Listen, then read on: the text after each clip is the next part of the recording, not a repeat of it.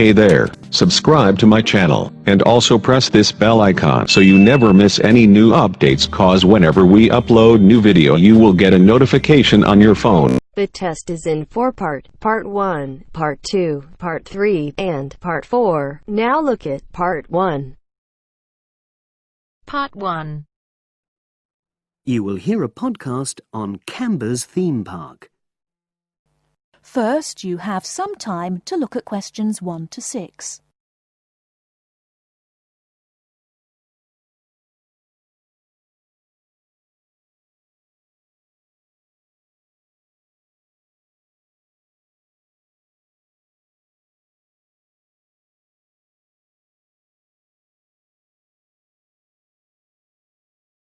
You should answer the questions as you listen, because you will not hear the recording a second time. Listen carefully and answer questions 1 to 6. Welcome to Canberra's Park podcast. In the next few minutes, I'll tell you a little about the park and the amazing things we have to offer. We like to think that Canberra's offers more than other theme parks. Like them, we have a variety of exciting rides for people of all ages, but Canberra's also places strong emphasis on the educational experience for its visitors. Not boring facts, but lots of interactive exhibits.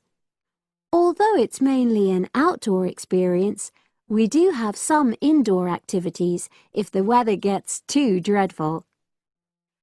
The park's got a lovely, well-established feel, set in 80 acres of beautiful countryside, about 3 miles south of the tourist resort of Dulchester.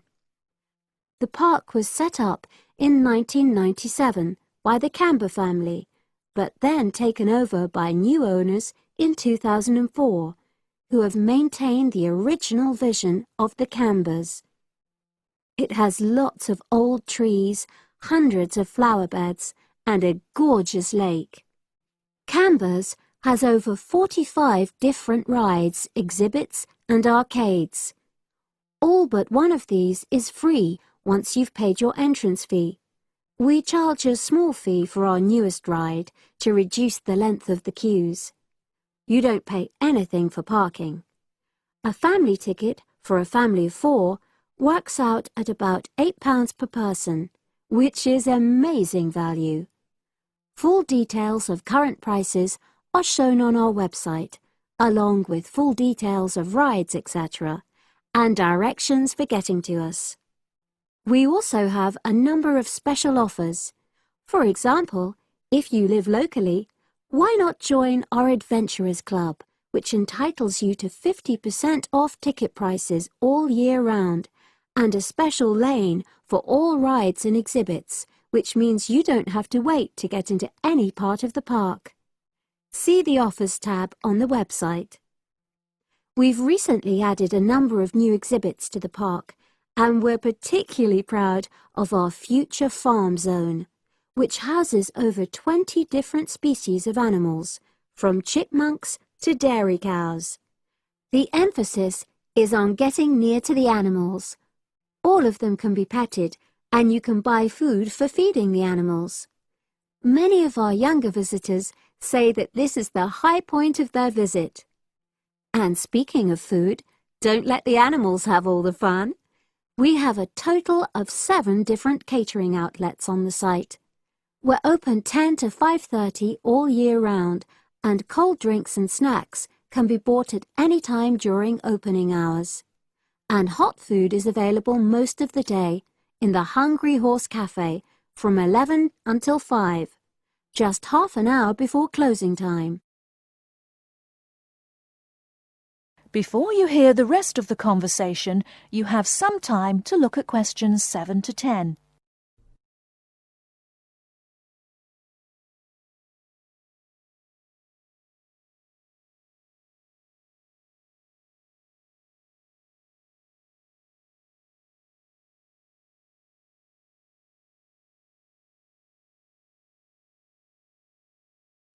Now listen and answer questions 7 to 10.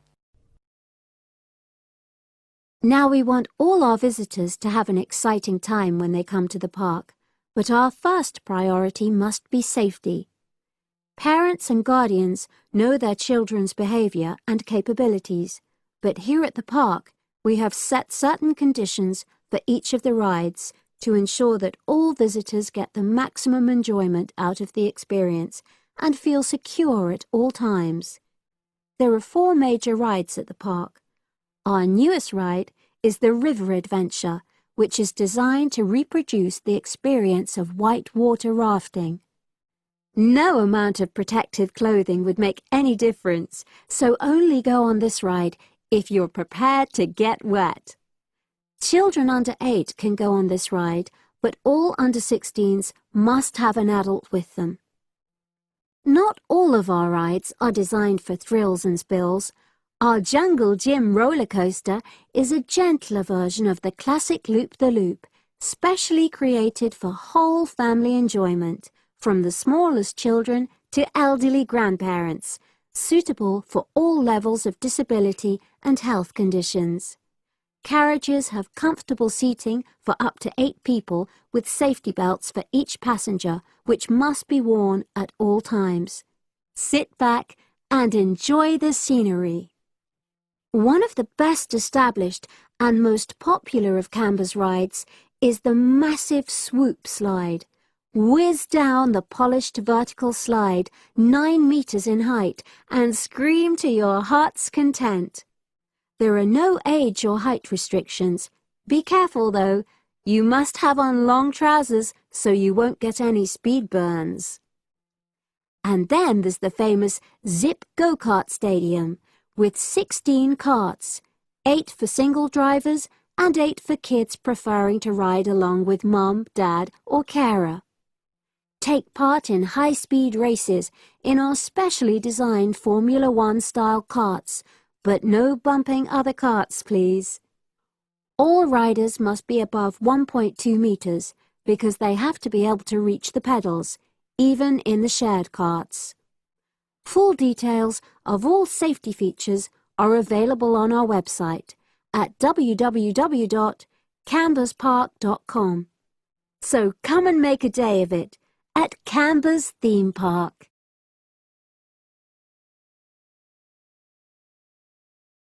That is the end of part 1. You now have half a minute to check your answers.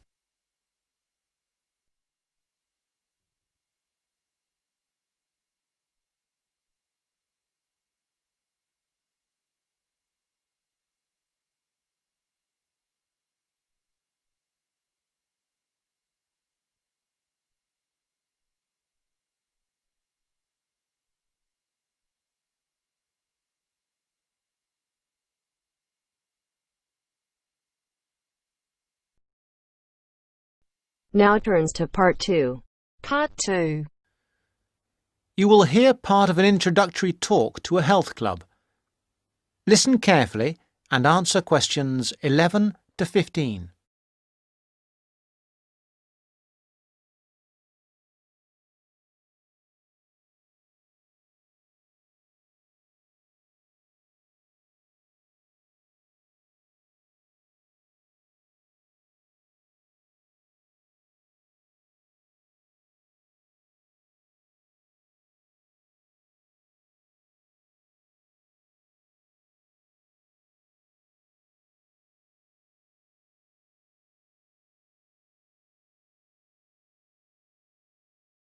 Good morning, everybody. I'd like to welcome you to Rose's Health Club, which is part of the nationwide Rose Group of Health and Fitness Centres. Today, I hope to tell you everything about the Glenfield Centre and the facilities it offers. First, have a look at the map of the centre I have put up here. There's a copy of it in your information packs. As you can see, we have a range of facilities. We are here at the meeting point, next to the reception desk. If you get lost, which is unlikely, make your way here. The main feature of the health club is, of course, the swimming pool. This is a 25-metre pool divided into 3 or 4 lanes. Access to the pool is normally through the changing rooms for obvious reasons. To get to these, bear left as you come through reception, and as you follow the corridor, they are the 2 doors immediately to your right. First the female changing room, then the men's. If you follow the corridor right to the back of the building, you'll find one of our most popular features, 3 state-of-the-art squash courts. We keep them in very good condition, so if you're keen on that sport, I'm sure you'll appreciate the quality. Right then, I'm sure what many of you are thinking of joining for is access to the gym facilities and activities like yoga. We've got lots of space for this, and these are all situated on the left-hand side of the main corridor, opposite the changing rooms and squash courts. At the far end, you'll find the fixed and free weights room. There are lots of fixed weights machines, and you'll also find exercise bikes and rowing machines. Next to that, directly opposite the changing rooms, there's access to our sports hall. This is where yoga classes, martial arts, circuit training, and other classes take place. We even have badminton and table tennis sometimes.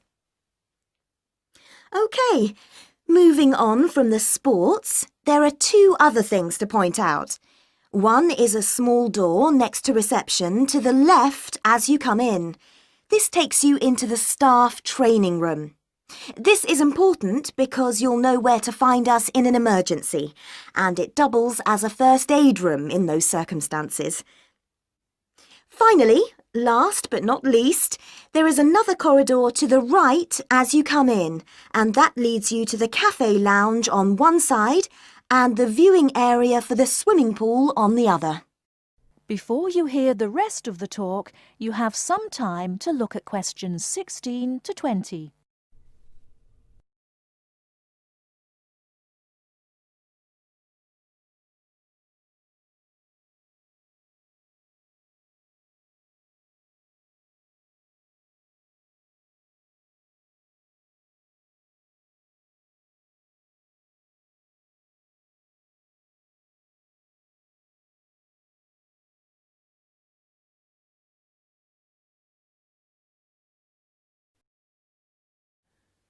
Now answer questions 16 to 20. Now, we will go for a little tour in a moment, but first I'd like to tell you a little about the different kinds of club membership we have, so that you can be thinking about what you want as we go round. We first of all have the Anytime membership. Anytime is the complete go-as-you-please membership. This entitles you to full use of all the facilities during all opening hours, and we're open every day from 5 a.m. till midnight. This costs £850 per year, though there are some discounts which I will tell you about in a moment. Don't forget that the Rose Group is a nationwide group, and this membership also entitles you to the full use of the group's other 250 clubs around the country. The Free Time membership is an off-peak membership. This entitles you to use of the facilities between 10 a.m. in the morning and 3 p.m. in the afternoon. Also, you can use the facilities at any time at weekends. This costs £500. Note that you will still have access to a personal trainer under this membership scheme. Finally, a standard membership costs £400 and is a weekday membership really, especially suitable for retired people who can come during the week. There is also a children's membership scheme. Children can join this scheme if they are between 15 and 18 years old. Please note that children of less than 15 can't come to the club without an adult, and they can't take sessions on the sunbed. Not that young people usually want to use a sunbed anyway. The children's schemes are all half price, that is 50% for each child or young person in the scheme. People who live outside the area can have a discount of up to 50%, but this has to be arranged specially with the general manager. If that is of interest to any of you, let me know and I will fix up an appointment for you. Now, let's go on our tour. That is the end of part 2. You now have half a minute to check your answers.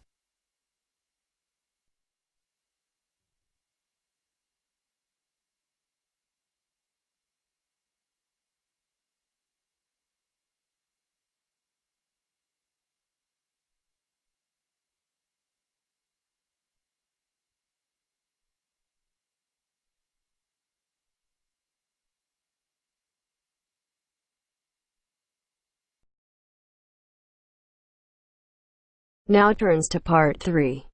Part 3. You are going to hear the rest of the talk about family history. First, you have some time to look at questions 21 to 25.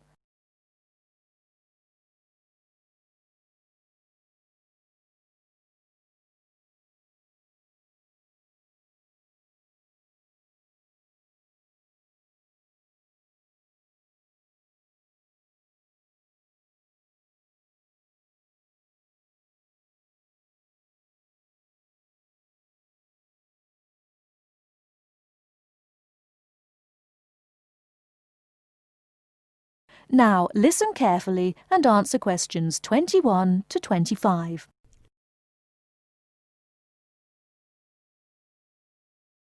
So, that's a few ideas about getting information. But what about methods of recording it? Of course, you can just write down what family members say. But it's even better if you can use a tape, so that you can record them as they're talking. Then you don't have to worry too much about making mistakes. You'll always be able to listen to it again. But whatever method you do use to record information, remember that it's very important to make a note of exactly how you got it. So, if you are using tape, always start the recording by saying the date and the place, as well as the name of the person you're interviewing. So, apart from people's memories, where else can you find information? Well, there are all sorts of documents, and they can be extremely useful. People keep lots of kinds of documents in the home, like photos or letters or diaries or birth certificates. And some people keep things from newspapers, like obituaries. Obituaries are announcements of a person's death, and they usually contain a lot of detail about that individual, like address, occupation, date of death, as well as the names and ages of the widow or widower and the dead person's children. So, be creative. Look around your home or the home of your relatives for any items that might contain clues, such as these about your family history. Okay? Before you hear the rest of the talk, you have some time to look at questions 26 to 30.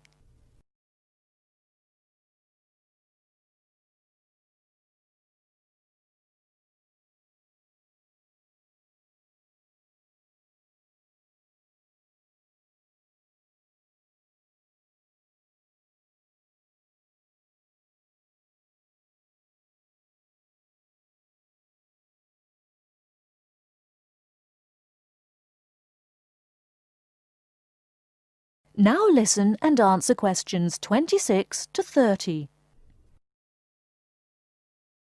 Now, you'll find that you'll collect a lot of information, so you'll need to record it in an organised way. I'd recommend that you use an ancestor chart, like this one here. Can you all see? Ancestor charts act like maps. They link 4 or 5 generations in a family tree, so they're very convenient, and they don't cost anything. You can get as many as you like. You just download them free from the internet. Then you fill them out as you go along, and for each individual you record all the key information next to their full name. It's very convenient.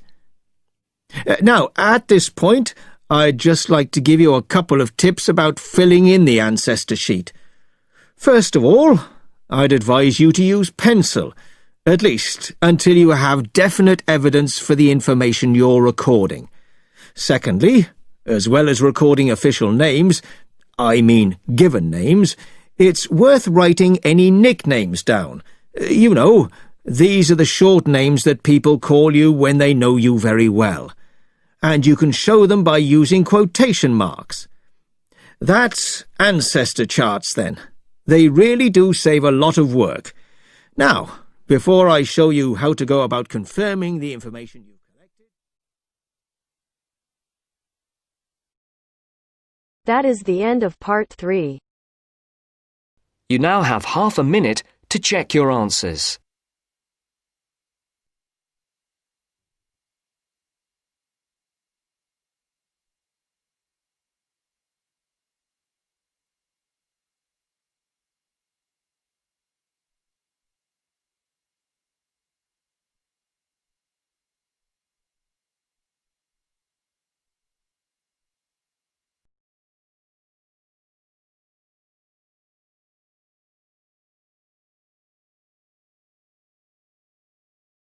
Now turns to part 4.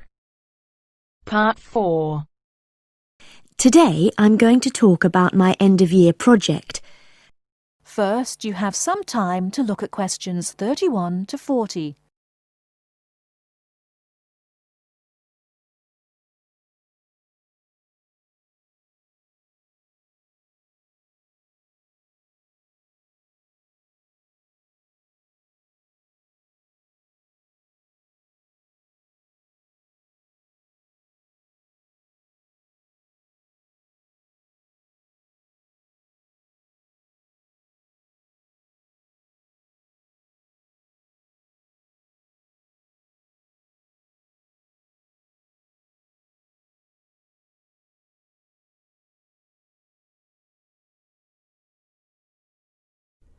Now, listen carefully and answer questions 31 to 40.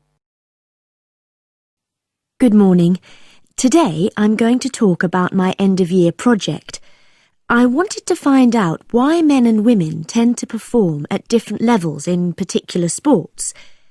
Let me start by explaining why I chose this subject. Now, as some of you may know, I'm an enthusiastic long-distance runner myself, but I have never felt particularly worried about the fact that I usually finish several minutes behind my male counterparts. How it all started was when a first-year student approached me because he'd read an article about why women swimmers never compete successfully with men and wondered if I could look into the issue in regard to running. My tutor confirmed that a lot of interesting research had been done on this issue, and also I knew that whatever I found out was likely to be useful in training programs I run at a local girls' school. So, I started doing some preliminary reading, and what I found out was a mixture of the expected and the unexpected. It didn't come as all that much of a surprise to learn that male runners have more muscle and women more fat, and this accounts for most of the difference in sports performance between men and women. This is normally caused by differences in hormones. A male hormone, testosterone, builds muscle, whereas a female hormone, estrogen, causes fat to accumulate. Of course, this was something that we learnt about very early on in sports science. But then I began reading about the nature of muscle, and this is where I found something that did surprise me. Men and women have exactly the same type of muscle fibers, which means that they are capable of fuel burning at the same rate. I was also reading some very interesting research on differences between the average height of men and women. We all know, of course, that men are much taller on average than women, but what this means is that women actually work much harder because they have to take a lot more strides to cover the same distance. I hadn't understood that before I read this research. So, I set up my own small-scale research project to investigate some of these points and a few others. I asked for men and women volunteers from the university running club, and I timed their speed in a race. Then I worked out proportions by dividing a person's running time by their height. And what I found was that by this measure, men were only slightly ahead of the women, For my second experiment, I put weights on the men's shoulders so that the men and women would have the same height-to-weight ratio. I found that under these conditions, the women actually ran faster than the men. In my last experiment, I decided to look at what is called elasticity by measuring how high the men and women could jump. And I found that my male and female participants had equal levels of jump power. That is the end of part 4. You now have half a minute to check your answers.